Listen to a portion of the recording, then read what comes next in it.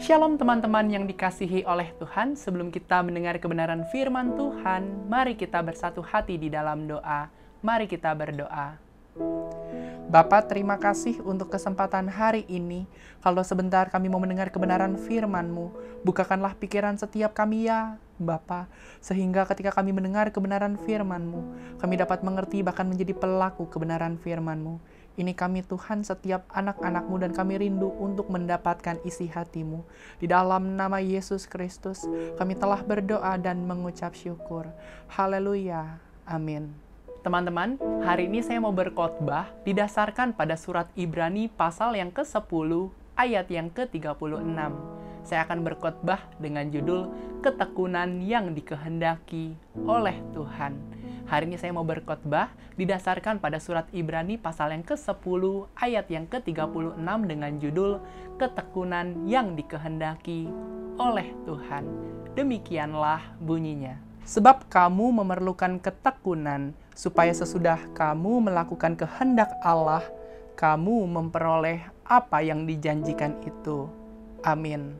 Teman-teman, kita bersyukur karena hari ini kita masih diberikan kesempatan oleh Tuhan untuk dapat merenungkan kebenaran firman-Nya. Ayat yang baru saja kita baca ini dilatar belakangi oleh penderitaan yang dialami oleh orang Ibrani setelah menerima terang, yaitu Yesus Kristus di dalam kehidupan mereka. Namun, di dalam penderitaan yang mereka alami, mereka tetap bertahan dan berjuang. Sehingga nasihat diberikan kepada orang Ibrani supaya orang Ibrani tidak melepaskan kepercayaan mereka kepada Tuhan sebab ada upah besar yang akan mereka terima. Dan dalam ayat ini kita dapat melihat bahwa orang Ibrani memerlukan ketekunan. Dengan kata lain, Tuhan menghendaki orang Ibrani memiliki ketekunan atau kesabaran di dalam menghadapi segala hal yang mereka alami, supaya mereka dapat tetap melakukan apa yang menjadi kehendak Tuhan dan menerima hidup yang kekal seperti yang Tuhan telah janjikan bagi mereka. Yang hendak ditekankan dalam ayat ini adalah Tuhan menghendaki orang Ibrani memiliki ketekunan supaya mereka dapat menerima hidup yang kekal seperti yang Tuhan telah janjikan. Teman-teman, betapa pentingnya kita membahas mengenai ketekunan yang dikehendaki oleh Tuhan.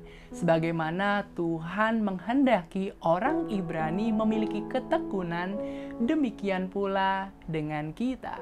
Tuhan menghendaki setiap kita memiliki ketekunan. Sebab ketekunan akan menghasilkan hal yang positif bagi hidup kita. Ketekunan artinya memiliki kesungguhan atau melakukan sesuatu terus-menerus. Ketekunan juga seringkali dikaitkan dengan kesabaran, yaitu tidak lekas putus asa. Teman-teman, Tuhan menghendaki setiap kita memiliki ketekunan.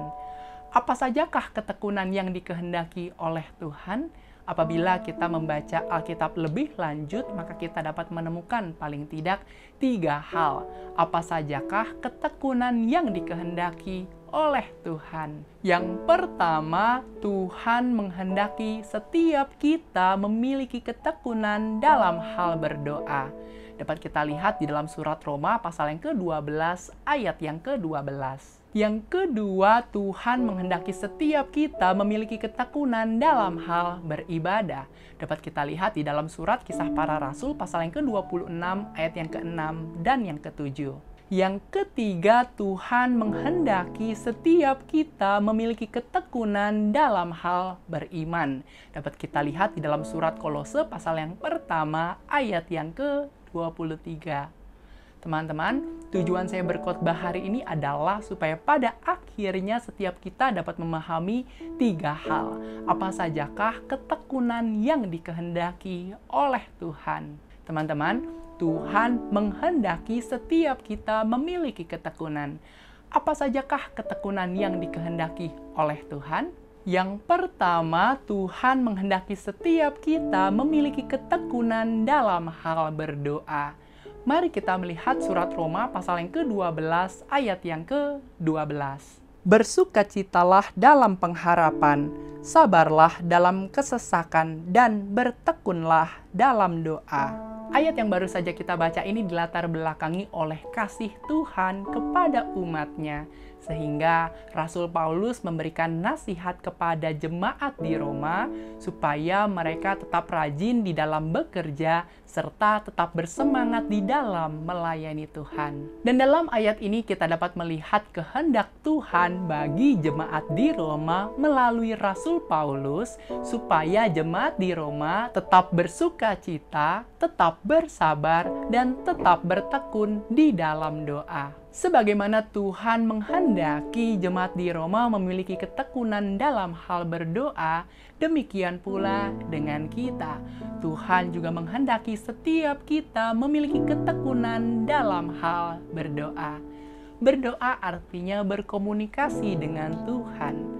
Ketahuilah bahwa Tuhan tidak hanya rindu untuk berbicara kepada setiap kita melalui firman-Nya yang terdapat di dalam Alkitab, melainkan Tuhan juga rindu agar setiap kita berbicara kepadanya melalui doa. Di dalam Injil Lukas pasal yang ke-18 ayat yang pertama dikatakan, Yesus mengatakan suatu perumpamaan kepada mereka untuk menegaskan bahwa mereka harus selalu berdoa dengan tidak jemu-jemu. Melalui ayat ini kita dapat mengetahui bahwa Tuhan Yesus mau setiap kita selalu berdoa dengan tidak jemu-jemu. Selalu berdoa dengan tidak jemu-jemu menunjukkan bahwa Tuhan menghendaki setiap pengikutnya terus-menerus bertekun di dalam doa. Oleh sebab itu kita seharusnya menjadi pribadi yang tidak pernah berhenti untuk berdoa, melainkan kita menjadi pribadi yang terus-menerus berdoa di dalam setiap keadaan yang sedang kita hadapi.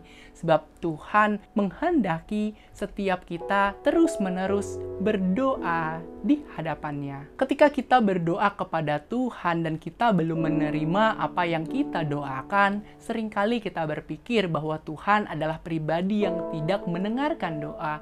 Tetapi kebenarannya adalah Tuhan adalah pribadi yang mendengar setiap doa yang kita naikkan di hadapannya. Di dalam kitab Mazmur pasal yang ke-34 ayat yang ke-7 dikatakan, orang yang tertindas ini berseru dan Tuhan mendengar. Ia menyelamatkan dia dari segala kesesakannya. Melalui ayat ini kita dapat mengetahui bahwa ketika Daud sedang tertindas atau sedang mengalami masa kesesakan, Daud berseru kepada Tuhan dan Tuhan mendengar seruan yang Daud naikkan di hadapan Tuhan, di mana Tuhan menjawab doa Daud dengan menolong Daud dari segala kesesakan yang dialami olehnya. Ketahuilah bahwa hal ini juga berlaku bagi setiap kita. Ketika kita berdoa kepada Tuhan, maka Tuhan pasti mendengar setiap hal yang kita naikkan di hadapan Tuhan melalui doa. Dan Tuhan pasti akan menolong setiap kita dari segala kesesakan yang kita alami. Mungkin ada di antara kita yang sedang mengalami kesesakan karena sedang mengalami sakit. Atau mungkin ada juga di antara teman-teman yang sedang mengalami kesesakan karena harus membayar biaya kuliah. Atau mungkin ada di antara teman-teman yang sedang mengalami kesesakan karena sedang mengalami kesulitan di dalam mengerjakan setiap tugas-tugas kuliah, penyusunan skripsi, dan lain sebagainya. Namun ketahuilah bahwa ketika kita berdoa di hadapan Tuhan, maka Tuhan pasti mendengar dan akan menolong kehidupan setiap anak-anaknya. Sehingga pada akhirnya setiap kita dapat dilepaskan dari segala kesesakan yang sedang kita alami. Ketika kita berdoa kepada Tuhan, pastikan setiap kita memiliki motivasi yang benar di dalam berdoa. Di mana kita berdoa bukan supaya dilihat oleh orang, mendapatkan pujian dari sesama, melainkan didasari dengan motivasi hanya ingin menyenangkan hati Tuhan. Di dalam surat 1 Tesalonika pasal yang ke-5 ayat yang ke-17 dikatakan, tetaplah berdoa. Melalui ayat ini kita dapat mengetahui bahwa Tuhan mau setiap kita terus-menerus berdoa di hadapan Tuhan. Apabila kita belum menerima apa yang telah kita doakan di hadapan Tuhan, teruslah berdoa kepada Tuhan. Dan apabila kita telah menerima jawaban doa dari Tuhan, teruslah berdoa. Apapun keadaan yang sedang kita alami hari ini, biarlah hal tersebut tidak membuat kita berhenti berdoa. Sebab kerinduan hati Tuhan, kehendak Tuhan atas kehidupan setiap kita adalah terus menjalin komunikasi dengannya. Sebab Tuhan begitu mengasihi setiap kita. Dan salah satu wujud bahwa kita juga mengasihi Tuhan adalah kita mau membangun komunikasi kita dengan Tuhan melalui doa. Ketahuilah bahwa Tuhan menghendaki setiap kita memiliki ketekunan dalam hal berdoa. Di dalam kitab Daniel pasal yang ke-6 ayat yang pertama sampai yang ke-11 dikisahkan sebuah kisah di mana pada saat itu seorang raja bernama Raja Darius mengangkat 120 wakil-wakil raja. Membawahi 120 wakil-wakil raja itu, Raja Darius mengangkat 3 pejabat tinggi. Daniel adalah salah satu dari 3 pejabat tinggi tersebut. Raja Darius berkehendak untuk mengangkat Daniel karena Daniel memiliki roh yang luar biasa. Sehingga Raja Darius berkehendak untuk menempatkan Daniel atas seluruh kerajaannya. Namun ternyata hal tersebut membuat 120 wakil-wakil raja serta pejabat tinggi lainnya iri hati terhadap Daniel. Sehingga mereka berencana untuk menggagalkan promosi yang hendak dilakukan oleh Raja Darius terhadap Daniel. Mereka pun berusaha untuk mencari dakwaan kepada Daniel di dalam hal pekerjaan. Namun mereka tidak menemukan hal tersebut karena Daniel adalah pribadi yang setia. Namun mereka tidak berhenti, melainkan mereka terus mencari cara bagaimana agar Daniel tidak dipromosikan oleh Raja Darius. Dan mereka menemukan celah yaitu dalam hal peribadahan yang Daniel lakukan di hadapan Tuhan. Singkat cerita, mereka datang kepada Raja Darius untuk meminta Raja Darius untuk membuat surat perintah atau surat larangan di mana barang siapa dalam kurun waktu 30 hari menaikkan permohonan selain kepada Raja Darius, maka akan dilemparkan ke gua singa. Di dalam kitab Daniel pasal yang ke-6 ayat yang ke-11 dikatakan, "Demi didengar Daniel bahwa surat perintah itu telah dibuat, pergilah ia ke rumahnya. Dalam kamar atasnya ada tingkap-tingkap yang terbuka ke arah Yerusalem 3 kali sehari. Ia berlutut, berdoa, serta memuji Allahnya seperti yang biasa dilakukannya." Melalui ayat ini kita dapat mengetahui bahwa setelah Daniel mendengar surat perintah atau surat larangan yang telah dibuat oleh Raja Darius, Daniel tidak berhenti untuk berdoa kepada Tuhan. Kata seperti yang biasa dilakukannya menunjukkan bahwa Daniel memiliki ketekunan di dalam hal berdoa. Sebagaimana Daniel memiliki ketekunan dalam hal berdoa, demikian pula dengan kita. Ketahuilah bahwa Tuhan menghendaki setiap kita memiliki ketekunan dalam hal berdoa. Teman-teman, Tuhan menghendaki setiap kita memiliki ketekunan. Apa sajakah ketekunan yang dikehendaki oleh Tuhan? Yang kedua, Tuhan menghendaki setiap kita memiliki ketekunan dalam hal beribadah. Mari kita melihat surat Kisah Para Rasul pasal yang ke-26 ayat yang ke-6 dan yang ke-7. "Dan sekarang aku harus menghadap pengadilan oleh sebab aku mengharapkan kegenapan janji yang diberikan Allah kepada nenek moyang kita dan yang dinantikan oleh kedua belah suku kita. Sementara mereka siang malam melakukan ibadahnya dengan tekun. Dan karena pengharapan itulah, ya Raja Agripa, aku dituduh orang-orang Yahudi." Ayat-ayat yang baru saja kita baca ini dilatar belakangi oleh kesempatan yang diberikan oleh Raja Agripa kepada Rasul Paulus untuk membela diri atas segala tuduhan yang telah diberikan oleh orang-orang Yahudi kepada dirinya. Dan dalam ayat-ayat ini kita dapat melihat pembelaan diri dari Rasul Paulus, di mana Rasul Paulus menyadari bahwa ia diadili karena percaya kepada janji Tuhan yang pernah diberikan oleh Tuhan kepada umat Israel. Dan janji itulah yang juga dipercayai oleh kedua belah suku Israel. Sehingga 12 suku Israel melakukan apa yang menjadi kehendak Tuhan, yaitu beribadah dengan tekun kepada Tuhan.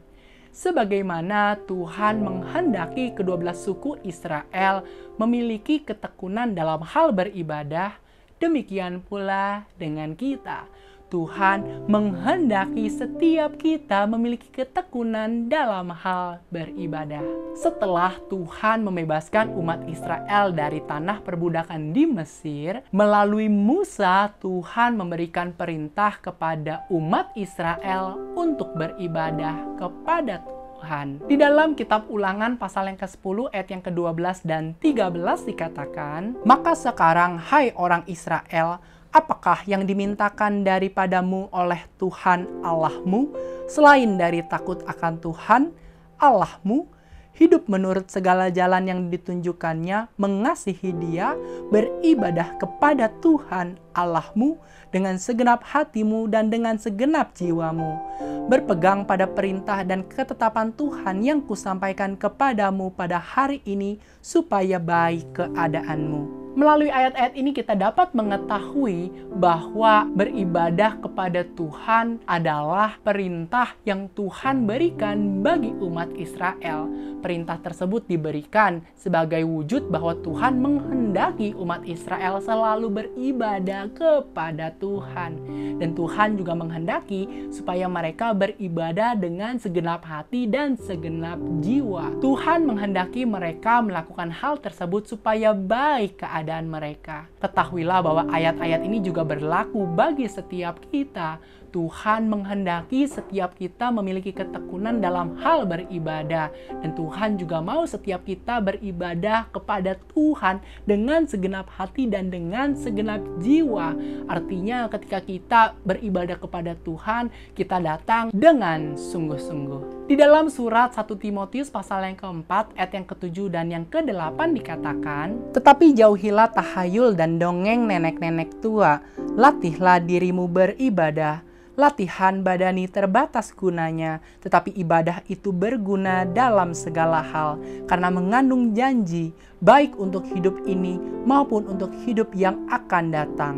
Melalui ayat-ayat ini kita dapat mengetahui bahwa ibadah itu berguna dalam segala hal. Dan Tuhan juga mau setiap kita terus-menerus melatih diri kita untuk beribadah kepada Tuhan.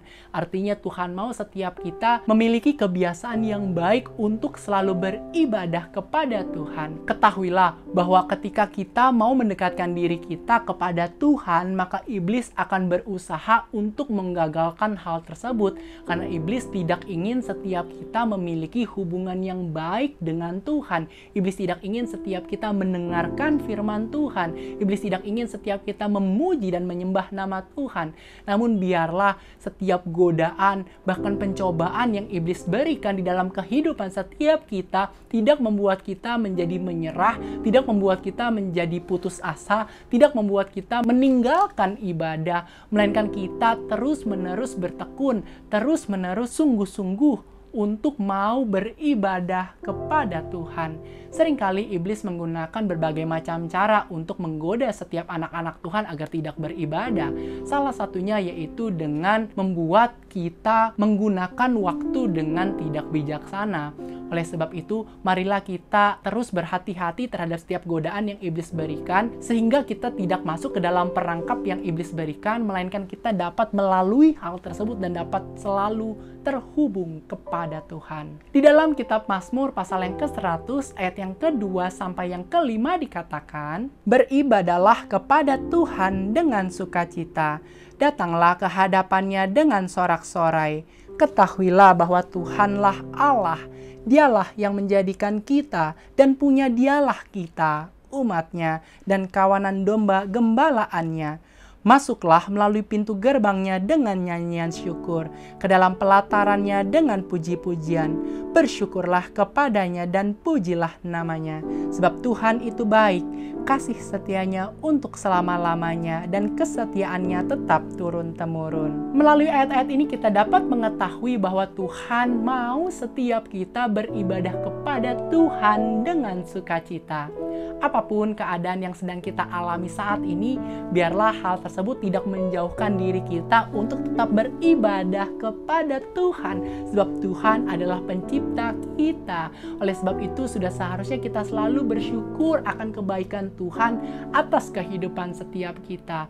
Keadaan boleh menjadi tidak baik, namun ketahuilah bahwa tidak ada satu hal pun yang dapat menghentikan kebaikan Tuhan atas kehidupan setiap kita. Tuhan mau setiap kita terus-menerus terhubung dengannya. Ketahuilah bahwa Tuhan menghendaki setiap kita memiliki ketekunan dalam hal beribadah. Di dalam surat Kisah Para Rasul pasal yang kedua, ayat yang pertama sampai yang ke-42, dikisahkan sebuah kisah di mana ketika murid-murid Yesus dipenuhi oleh Roh Kudus, maka Rasul Petrus berkhotbah kepada orang-orang Yahudi dan orang-orang yang tinggal di Yerusalem. Setelah Petrus berkhotbah mengenai Yesus Kristus yang adalah Tuhan dan Juru Selamat satu-satunya, maka 3.000 orang memberi diri untuk dibaptis. Di dalam surat Kisah Para Rasul pasal yang kedua ayat yang ke-42 dikatakan, mereka bertekun dalam pengajaran rasul-rasul dan dalam persekutuan, dan mereka selalu berkumpul untuk memecahkan roti dan berdoa. Melalui ayat ini kita dapat mengetahui bahwa 3.000 jiwa yang telah memberikan diri untuk dibaptis, mereka bertekun di dalam pengajaran rasul-rasul serta bertekun dalam persekutuan. Persekutuan berbicara mengenai ibadah yang mereka lakukan kepada Tuhan. Sebagaimana 3.000 jiwa bertekun dalam hal beribadah kepada Tuhan, demikian pula dengan kita. Ketahuilah bahwa Tuhan menghendaki setiap kita memiliki ketekunan dalam hal beribadah. Teman-teman, Tuhan menghendaki setiap kita memiliki ketekunan. Apa sajakah ketekunan yang dikehendaki oleh Tuhan? Yang ketiga, Tuhan menghendaki setiap kita memiliki ketekunan dalam hal beriman. Mari kita melihat surat Kolose pasal yang pertama ayat yang ke-23. Sebab itu kamu harus bertekun dalam iman, tetap teguh dan tidak bergoncang, dan jangan mau digeser dari pengharapan Injil yang telah kamu dengar dan yang telah dikabarkan di seluruh alam di bawah langit, dan yang aku ini, Paulus, telah menjadi pelayannya. Ayat yang baru saja kita baca ini dilatar belakangi oleh perbuatan yang Yesus Kristus telah lakukan untuk memulihkan hubungan dari jemaat di Kolose dengan Tuhan melalui kematiannya di atas kayu salib. Sehingga Rasul Paulus memberikan nasihat kepada jemaat di Kolose. Dan dalam ayat ini kita dapat melihat kehendak Tuhan bagi jemaat di Kolose melalui Rasul Paulus, supaya jemaat di Kolose tetap bertekun di dalam iman, yaitu tetap berdiri teguh kepada kepercayaan yang telah mereka terima melalui Injil yang telah diberikan. Sebagaimana Tuhan menghendaki jemaat di Kolose memiliki ketekunan dalam hal beriman, demikian pula dengan kita. Tuhan menghendaki setiap kita memiliki ketekunan dalam hal beriman. Beriman artinya kita sungguh-sungguh percaya hanya kepada Tuhan. Pada masa itu, menjadi pengikut Kristus yang tetap beriman kepada Tuhan bukanlah hal yang mudah. Di tengah hadirnya guru-guru palsu yang mengajarkan ajaran-ajaran yang tidak sesuai dengan firman Tuhan. Sehingga Rasul Paulus merasa perlu untuk memberikan nasihat kepada jemaat di Kolose, supaya jemaat Kolose tetap kuat, tetap beriman di dalam Tuhan, dan iman mereka tidak menjadi goncang ataupun melepaskan iman mereka daripada Tuhan. Ketahuilah bahwa hal ini juga berlaku bagi kita. Tuhan menghendaki setiap kita tetap memiliki iman yang kuat di dalam Tuhan, sehingga keadaan yang ada di sekitar kita tidak membuat iman kita menjadi goncang atau membuat kita melepaskan, meninggalkan iman kita, kepercayaan kita kepada Tuhan. Di dalam surat Roma pasal yang ke-10 ayat yang ke-17 dikatakan, "Jadi iman timbul dari pendengaran, dan pendengaran oleh firman Kristus." Melalui ayat ini kita dapat mengetahui bahwa iman dipengaruhi oleh firman Tuhan. Oleh sebab itu, kita seharusnya selalu menyadari akan pentingnya firman Tuhan di dalam kehidupan setiap kita. Karena firman Tuhan mempengaruhi iman kita. Dan percayalah bahwa ketika kita terus-menerus membaca firman Tuhan yang terdapat di dalam Alkitab, maka kita akan menjadi pribadi yang selalu kuat di dalam Tuhan. Kita akan menjadi pribadi yang tidak mudah untuk digoncangkan. Kita akan menjadi pribadi yang tidak akan melepaskan kepercayaan kita, iman kita dari Tuhan. Ketahuilah bahwa iblis akan berusaha untuk menggoncangkan iman kita. Bahkan iblis tidak hanya berkehendak untuk menggoncangkan iman kita, tetapi iblis juga akan berusaha untuk membuat kita meninggalkan iman yang kita miliki kepada Tuhan. Banyak hal yang akan iblis lakukan. Salah satunya yaitu melalui penderitaan ataupun masalah-masalah yang dihadapi oleh setiap anak-anak Tuhan. Ayub adalah salah satu tokoh di dalam Alkitab yang mengalami pencobaan oleh iblis, di mana Tuhan mengizinkan iblis untuk mencobai kehidupan Ayub guna untuk menguji iman yang Ayub miliki di hadapan Tuhan. Ayub kehilangan seluruh harta benda serta orang-orang yang dikasihinya. Namun, sampai akhir kehidupan Ayub tetap beriman kepada Tuhan. Di dalam surat Yakobus pasal yang kelima ayat yang ke-11 dikatakan, "Sesungguhnya kami menyebut mereka berbahagia, yaitu mereka yang telah bertekun. Kamu telah mendengar tentang ketekunan Ayub, dan kamu telah tahu apa yang pada akhirnya disediakan Tuhan baginya, karena Tuhan Maha Penyayang dan penuh belas kasihan." Melalui ayat ini kita dapat mengetahui bahwa di dalam segala penderitaan yang Ayub alami, Ayub tetap bertekun di dalam iman kepada Tuhan. Oleh sebab itu, kita seharusnya juga menjadi pribadi yang tetap bertekun di dalam iman, di dalam segala hal yang sedang kita alami. Apapun penderitaan yang kita alami, biarlah kita tetap menjadi pribadi yang bertekun di dalam iman kepada Tuhan. Di dalam surat 1 Korintus pasal yang ke-10 ayat yang ke-13 dikatakan, "Pencobaan-pencobaan yang kamu alami ialah pencobaan-pencobaan biasa yang tidak melebihi kekuatan manusia, sebab Allah setia dan karena itu Ia tidak akan membiarkan kamu dicobai melampaui kekuatanmu. Pada waktu kamu dicobai, Ia akan memberikan kepadamu jalan keluar sehingga kamu dapat menanggungnya." Melalui ayat ini kita dapat mengetahui bahwa ketika kita berada di dalam berbagai pencobaan, maka Tuhan adalah pribadi yang setia yang akan memberikan kepada setiap kita jalan keluar sehingga kita dapat menghadapi setiap pencobaan-pencobaan yang kita alami. Ketahuilah bahwa seringkali Tuhan mengizinkan setiap kita mengalami pencobaan ataupun masalah dengan sebuah tujuan, yaitu untuk menguji iman kita, kepercayaan kita kepada Tuhan. Justru di tengah masalah, iman kita akan semakin diuji. Apakah kita sungguh-sungguh percaya hanya kepada Tuhan? Di dalam kitab Ulangan pasal yang ke-31 ayat yang ke-6 dikatakan, "Kuatkan dan teguhkanlah hatimu. Janganlah takut dan jangan gemetar karena mereka, sebab Tuhan Allahmu, Dialah yang berjalan menyertai engkau. Ia tidak akan membiarkan engkau dan tidak akan meninggalkan engkau." Apapun keadaan yang sedang kita alami saat ini, percayalah bahwa Tuhan adalah pribadi yang selalu ada untuk menyertai setiap kita yang adalah anak-anak-Nya. Tuhan tidak akan pernah membiarkan kita sedetik pun.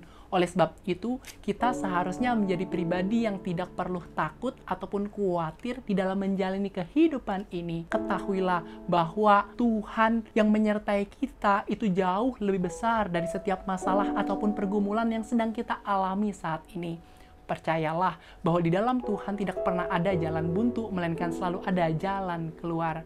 Sesukar apapun masalah yang sedang kita alami, bersama dengan Tuhan kita akan dapat melaluinya. Ketika kita menyadari bahwa Tuhan menyertai kita, maka kita seharusnya menjadi pribadi yang tidak perlu takut ataupun khawatir, melainkan kita selalu bertekun di dalam iman sebagaimana Tuhan menghendakinya. Di dalam surat 2 Timotius pasal yang keempat ayat yang ketujuh dikatakan, "Aku telah mengakhiri pertandingan yang baik, aku telah mencapai garis akhir dan aku telah memelihara iman."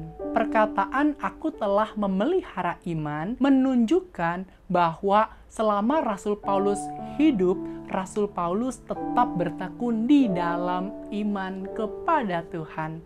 Sebagaimana Rasul Paulus tetap bertekun di dalam iman, demikian pula dengan kita. Ketahuilah bahwa Tuhan menghendaki setiap kita memiliki ketekunan dalam hal beriman. Teman-teman, demikianlah khotbah saya hari ini dengan judul Ketekunan yang dikehendaki oleh Tuhan, yang didasarkan pada surat Ibrani pasal yang ke-10 ayat yang ke-36.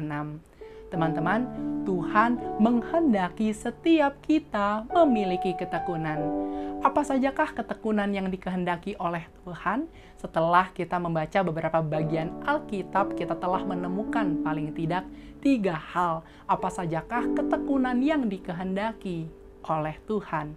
Yang pertama, Tuhan menghendaki setiap kita memiliki ketekunan dalam hal berdoa. Yang kedua, Tuhan menghendaki setiap kita memiliki ketekunan dalam hal beribadah. Dan yang ketiga, Tuhan menghendaki setiap kita memiliki ketekunan dalam hal beriman. Kiranya kebenaran firman Tuhan yang telah kita renungkan hari ini menjadi berkat dan penghiburan bagi setiap kita. Amin. Mari kita berdoa. Bapa, terima kasih untuk kesempatan hari ini, di mana kami boleh mendengar kebenaran firman-Mu ya Bapa. Bapa, ini kami setiap anak-anak-Mu. Ajari setiap kami memiliki ketekunan di dalam Engkau ya Bapa. Memiliki kesungguhan hati, melakukan sesuatu secara terus-menerus, tidak lekas putus asa di dalam setiap hal yang Engkau percayakan untuk kami boleh lakukan ya Bapa. Kami mau menjadi pribadi yang terus bertekun di dalam doa. Sekalipun jawaban doa belum kami terima, kami mau terus berdoa kepada Tuhan. Dan apabila kami telah menerima jawaban doa kami, biarlah kami terus menjadi pribadi yang mau terus-menerus berdoa di hadapan Tuhan. Karena kami berdoa kepada Tuhan bukan untuk mendapatkan sesuatu, tetapi karena kami mau terus menyenangkan hati Tuhan. Kami mau terus mengenal Engkau lebih dalam ya Bapa. Dan biarlah kami juga memiliki ketekunan dalam hal beribadah. Kami tidak menjauhkan diri kami dari setiap ibadah-ibadah yang ada. Dan biarlah kami dapat melihat ibadah sebagai sebuah undangan dari Tuhan kepada setiap kami untuk bersekutu dengan Tuhan. Dan biarlah ya Bapa, kami menjadi pribadi yang terus beriman di hadapan Tuhan. Kami tahu banyak masalah yang seringkali kami hadapi, banyak penderitaan yang mungkin boleh Tuhan izinkan terjadi untuk kami boleh alami. Tetapi kami menyadari satu hal, bahwa segala hal Tuhan izinkan terjadi semata-mata untuk menguji iman kami. Apakah kami sungguh-sungguh tetap percaya hanya kepada Tuhan? Ini kami Tuhan, setiap anak-anak-Mu. Kami rindu dan kami mau untuk menjadi pribadi yang bertekun sesuai dengan apa yang menjadi kehendak Tuhan untuk kami lakukan. Terima kasih Bapa, terima kasih ya Yesus. Di dalam nama Yesus Kristus kami telah berdoa dan mengucap syukur. Haleluya. Amin.